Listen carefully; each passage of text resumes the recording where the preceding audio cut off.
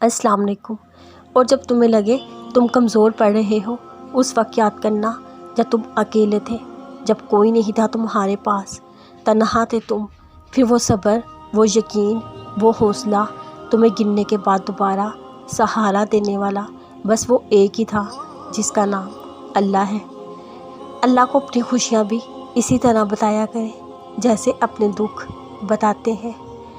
اپنے نصیب سے گھبرانا کیسا، تمہارا نصیب تو اس نے لکھا ہے جو دلوں کا مالک ہے۔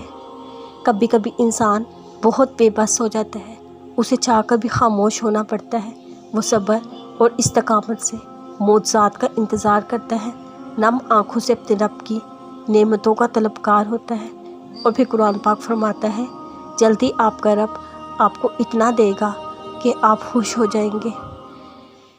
بے رب کو زیادہ تسبیحات کی ضرورت نہیں ہے، تم صرف صبر کا دامن تھام لو، زخم سہنا سیکھ لو۔ تمہارے زخم جتنے گہرے ہوں گے تم اتنا ہی اپنے رب کو محبوب ہوگے۔ آزمائش مشکل رہتی ہے، نہ یہ مرحلہ مستقل ہے۔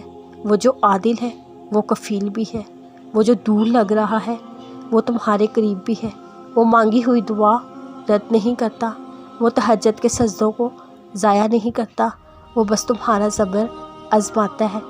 بات بس اتنی سی ہے، جس طوفان سے تم اندر ہی اندر لڑ رہے ہو نا، یقین کرو یہ بھی تھم جائے گا۔ جس طرح طوفان کے بعد کوس قضا آتی ہے، وہی کوس قضا تمہارے دل میں سکون بن کر اتر جائے گی۔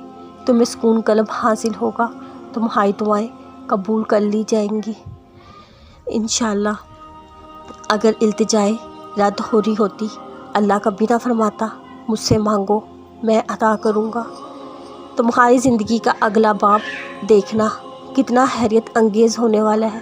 تم بس اپنے رب پر اس کے مقرر ہوئے وقت کا انتظار کرو۔ ہو سکتا ہے تمہیں اللہ کی محبت کے لیے ٹوٹنا پڑے، ہو سکتا ہے تمہارا ٹوٹنا ہی تمہیں تمہاری من پسند چیز تک لے جائے۔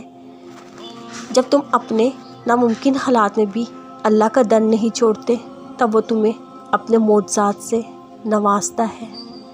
اب اللہ تمہارے لیے کن لکھ رہا ہے، اب تمہیں تمہارے صبر کا انعام ملے گا۔ صبر تب تک کریں جب تک معجزات نہیں ہوتے۔ جو خالق کائنات سے تعلق مضبوط کر لے، اس کے لیے مخلوق کی بے رخی معنی نہیں رکھتی۔ ایک امید ہے دعا سن لی جائے گی، ایک آس ہے اب کن کہہ دیا جائے گا۔ میں کیوں ہوں مایوس، میرے پاس تو وہ خدا ہے جس کے اشارے پر پہاڑ پگھل سکتا ہے، موم پتھر بن سکتا ہے۔